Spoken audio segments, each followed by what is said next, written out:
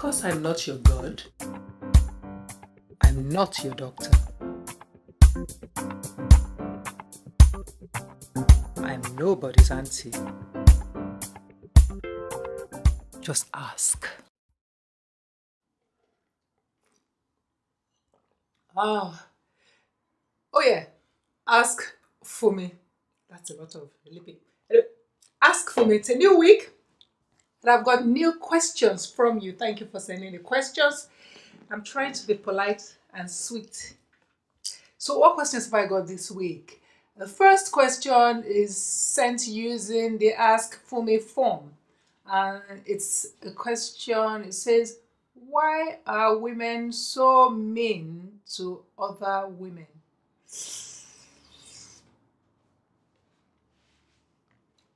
Why are women so mean to other women? I think I'm going to take it, I'm going to start by saying human beings are mean to human beings. I know. People always say to me, you always try to say we're all the same. But actually, basically, we're all really alike in many ways, and to become unalike, we have to become more aware. So let's say it this way, men are mean to men too. Men are really, really mean to men. I think one of the reasons why we notice more the ways in which women are mean to women is because women are mean to women in a pretty useless way. Men are mean to men in a way that's more useful to them. And I'll try and define that. So really, I think that the operative word here is power. It's about power. So men are mean to other men because men compete with other men on the basis of power. Women also compete with women on the basis of power, but to define the type of power we're dealing with here. So men compete on the basis of resources. Usually resources that are more tangible. And if I'm going to be specific, they compete really on the basis of money. So the average man wants to have more money than the next one, for various reasons. But mainly because we built a world around money. So men are competitive, to one another. And in that regard, they can be really mean. I mean, who starts all the wars? Hello? There's always some boys in suits not happy with what some other boys in suits are doing and willing to sacrifice a lot of people in and out of suits for it. So, but then why are women's meanness to women so usually noticed and usually rather tasteless? I think people find it tasteless. And it seems like it's more. Okay, stop stumbling for me. Say what you really want to say. Yes, women can be really mean to women. And I think that's because the resource that women compete for is men.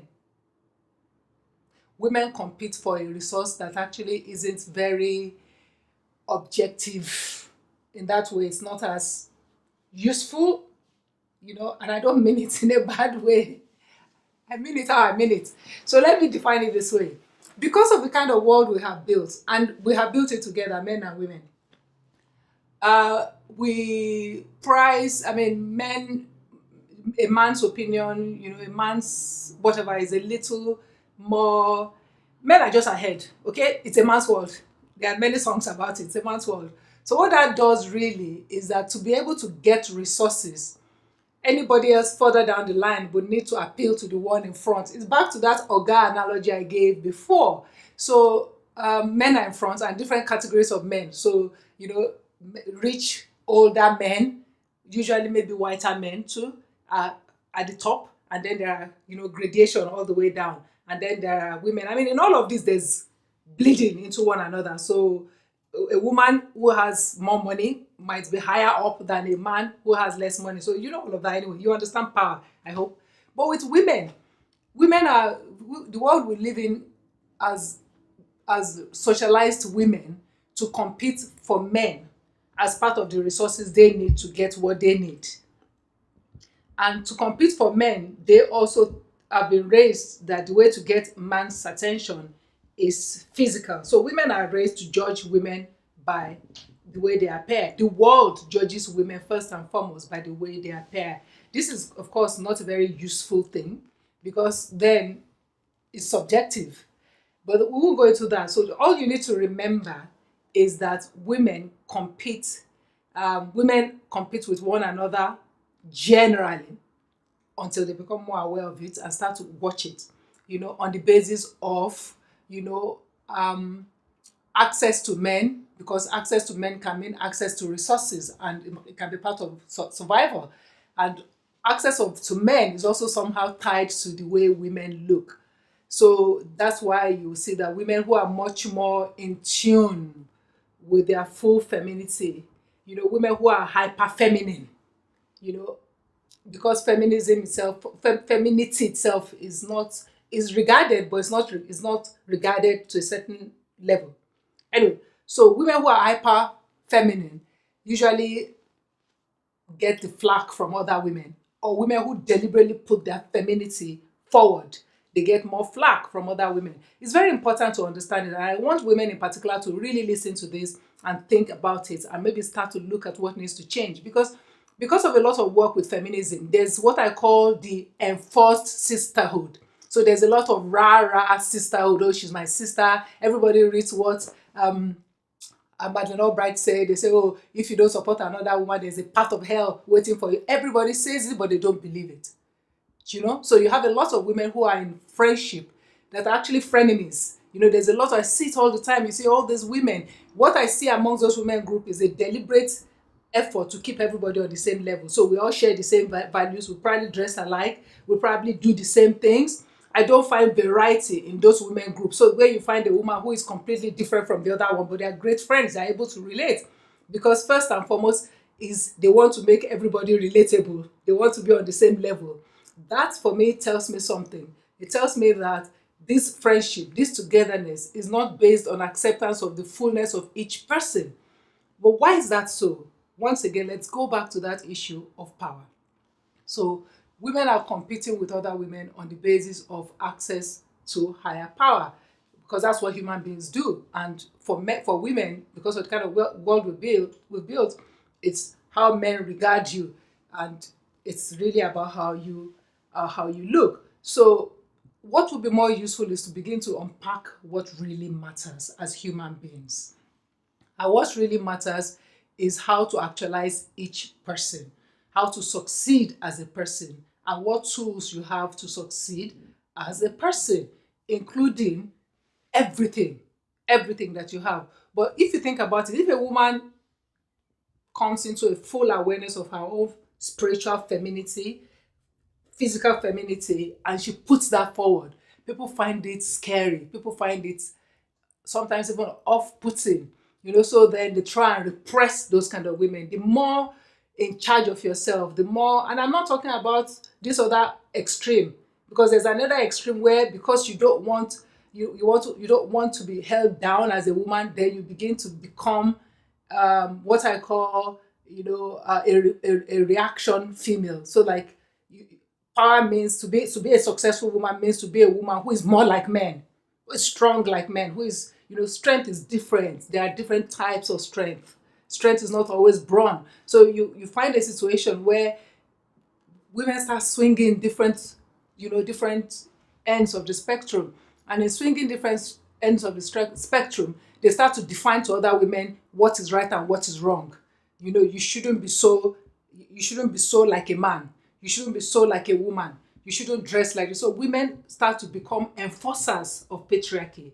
They start to police other women, either the way they talk, the way they dress, the way their choices. They start to police it, because at the end of the day, they want everybody to become on the same level, to relate on a safe level. It's a very dangerous thing, and we have to watch it as women. I think that what's important, and how to begin to watch this, is to say to yourself, in what way have I limited myself to conform to other people's expectations of women?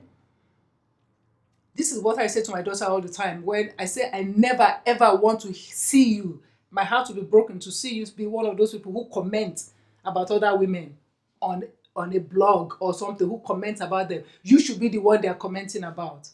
And what I'm trying to say is that oftentimes I found that a lot of women hold themselves back. They hold everything they want to do back, one way or the other. And this includes successful women, in quotes. They may have money, but they haven't allowed themselves full blossom as human beings, as woman beings.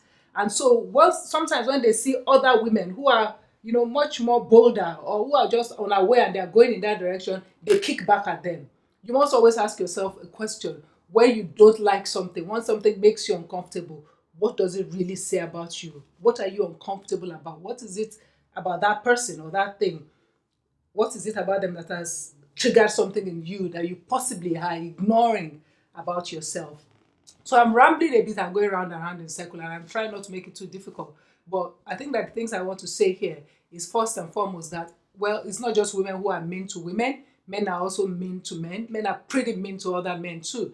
The reason why we notice the kind of meanness women do amongst themselves is, in my own opinion, I think it's pointless. I think it's not very productive, because really it's usually about things that are ephemeral. So women, I used this expression long ago, and it's true. And it's true not just in Nigeria. I've seen it all over the world. Women are raised from birth to find a man and to keep the man. So they spend their life finding men, keeping men. And people will say, oh, it's changed, we're different. I find it's true, no matter how educated the woman is, whatever part of the world is. And I'm not saying this is true of every woman. I'm saying that that's generally how women are raised. And we have to become conscious of that. That is not to say that you don't love men, you don't want to be with men, that you don't have husbands and brothers and all these people who matter to you. It just means, where in all of this are you? And how fully you are you? And if you are that, you would therefore not be uncomfortable with other women's expression of their own femaleness, which can be expressed everyone differently. I'm not sure that I'm making any point, but one of the things I like to actually see in future is a future, and I think there was some of it in the past, but a future where women do not put so much premium on on how anybody else perceives them. They do not put so much premium on man hunting and man keeping. They do not create scarcity around men. Men are not scarce. The reason why women sometimes compete amongst themselves is because, oh, he's going to take my man. She's going to take my man. If he's taken, it's not yours. Take another man. There are many men. Take another one. Just stop worrying about permanence in that way. If he's gone, your time with him is done. Take another one.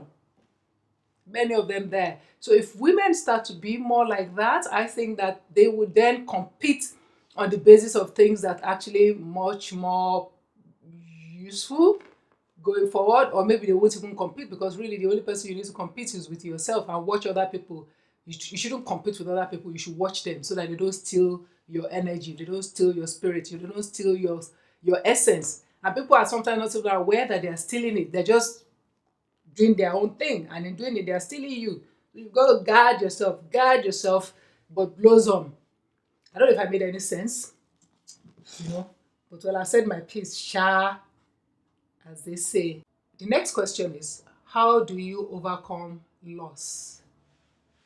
How do you overcome loss? Time. Time. And I think it's important to define loss. I think that all of us are very, when we think about loss, we think about loss of a parent or loss of a loved one or loss of love. We don't think about all the other things that we lose on a daily basis and how those things affect us. So I'll make the definition of loss broader.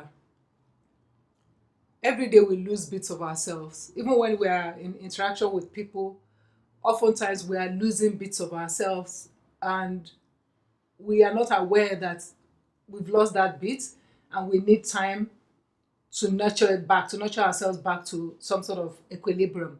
And I can come back to that later, because it doesn't mean that every day you come back home, then you are going to go into a position of grieving for it. But for the first thing I want to say is to accept that loss is a natural process. The people we love will pass on. We will pass on. That's nature. The things we own, because we really own, I've said this before, and I hope that we understand that we own nothing. There's nothing that we own. We are passing through, and so the things that we are taking care of now, the things that are in our control now, sometimes we will lose them. I like the Yoruba saying about money, that money is water. It flows. It will come, it will go. It just keeps flowing and you have to keep it flowing. So whether it's money, whether it's love, whether it's status, whether it's job, even our health, sometimes we lose these things and we regain them. So if we broaden that definition of love into all of those things, then we'll know that it affects all of us. And the only thing I can say about loss, and I've suffered a lot of loss in my life myself, and the one thing that I would say is time really is helpful. But the most important thing is a recognition that I have lost something and a permission to allow yourself grieve, to allow yourself be angry, to allow yourself be sad. It's many things that we lose. We lose friendship. Some of the people we were close with, our tightest friends a few years ago, some of them we don't even speak to them anymore. We outgrow one another. We lose our money. We lose our jobs. We lose love. People fall out of love with us. We fall out of love with people. What do we do in that circumstance? Particularly with love, people feel ashamed, like I failed. So we feel like, oh, I'm not, I shouldn't be grieving for long. So, for example, somebody's relationship breaks down and they're unhappy, and everybody says to them, snap out of it, snap out of it, go and get another person. It's not as easy as that. What I would say is, once again, time. Time is one's best friend. When that happens, it's time to also just step back and allow the anger, allow the pain, allow the tears, and allow the introspection, where you then look at what went wrong, what did I miss? Because there's always something we miss. Every relationship always has warning signs. That's relationships that don't last. They have warning signs. But more than anything else, I think that any relationship will have rocky patches. What matters is, have I developed the skills to be able to negotiate rocky patches better? Did my partner have those same too? So those skills too. And if we didn't have it, it was bound to end. So really, all I can say about that is, once again, give yourself time to heal. Sometimes it takes each person longer than the other. Some people bounce back quicker, some people don't bounce back as quick. And I think that one of the reasons why we confuse clinical depression with just the grieving process, is because we don't give people permission to be weak. It is not a weakness to grieve. It is not a weakness to feel sadness over loss, but because we tell, and I've been there myself, where I don't want to look weak. I'm just going to carry on. I'm not hurt. It's not that painful. It didn't hurt me. Of course it hurt me. Of course I'm hurt. Of course I'm breaking up inside, And if you learn how to, I think that one of the biggest skills we can acquire is learning how to grieve properly and learning how to then nurture ourselves back every time. And the more we do it, the better we get at it. And the more we're able to then confront the rest of the world on a daily basis. So all I'm going to say, whether it is, I like that song, Iron Sky, the way it's put there, where it's like you have to rise over love, over hate, over fear, into freedom. Because freedom really is about coming into a more robust awareness of yourself and time and space. So like rising over love is very important, because you can easily say, yes, I'll rise over hate. I don't care what they do to me. Or you can say, I'll rise over fear. I'll overcome the fear. But rising over love is a very interesting one, because then how do you grieve? How do you overcome all the times where you made yourself vulnerable? And that's what love is. Somebody put it nicely once, said, love is giving somebody a knife and turning their back, trusting them not to stick it in your back. And oftentimes people stick it in your back. And there are people who don't just stick it in your back, they twist it very slowly. So you've got to become magical, almost to be able to regenerate the cells yourself, because nobody can fix us, nobody can help us. We have counselors, we have therapists, we have people who are trained professionally to help us with the journey, but at the end of the day, it's going to be our own job. And if you learn to start healing yourself from little wounds that happen every day, you will become much more better at healing when the big things come, and we all get them. Doesn't matter how rich, how beautiful, how powerful, we all get them. Life, as I used to say, is an equal opportunity fucker-upper. All right, last question for the day, and that's from Piso Williams. Piso is sending from Twitter. Does age really matter in relationship? What if my partner is 10 years older than me? Does age really matter in a relationship? What if my partner is 10 years older than me? This one is a short answer. As long as you are both adults and legitimate, you cannot legislate over how love happens to people. So yes, your partner can be older than you by 10 years, and that includes women, because usually when they're talking, they're like, oh, it's an older man. What about an older woman? Why can't an older woman be with a younger man? So as long as they're able to negotiate that relationship, why not? You go with who, as they say, the heart wants what the heart wants. But the caveat, of course, is that we're talking about adults here, people who have already properly attained adulthood. So then you can go with whoever you want. There's, I think I learned it last week, wasn't it? Have I said it already? I learned it from Sean. Sean is right here. Where he said about age. Because I get asked that. People call me vampire because they claim that I don't look my age. I don't know what they expect my age to look like. But then I will say, and I really like it where he said, I don't feel old because I've never been young. So there are different kinds of people. I feel like I was born old, so even at 23 or whatever, I remember my partner then said something like, you are frightfully deep. I thought it was a compliment. Of course, it wasn't a compliment. Later on, I found out. But still, I was old in my mind, and people are different. So you want to go with who you want to go with. But the only caveat is that the person needs to be an adult. I know people always laugh about, those kind of huge age discrepancy where you find maybe like an 80-something-year-old man marrying maybe like a 30-year-old woman or vice versa. I mean, it doesn't happen a lot with women, but it happens. And this is what I just said. I know people marry for different reasons. It's your own judgment that you're applying to them. If a man wants to marry because he wants somebody to be his nursemaid and the other person is happy to be nursemaid, hello, agreement. They have an agreement. It's up to them. But it's up to you too. Whatever the reason is for which you are drawn to another person, or you want to marry them, or you want to go out with them, it's up to you. But be adult. No marrying children. Not allowed. Do not marry children. All right. That's it for the week.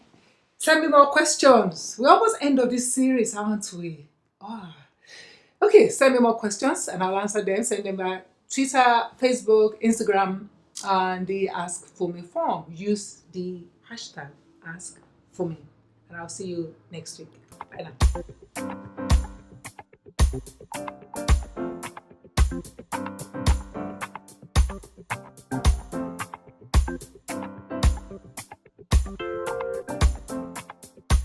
So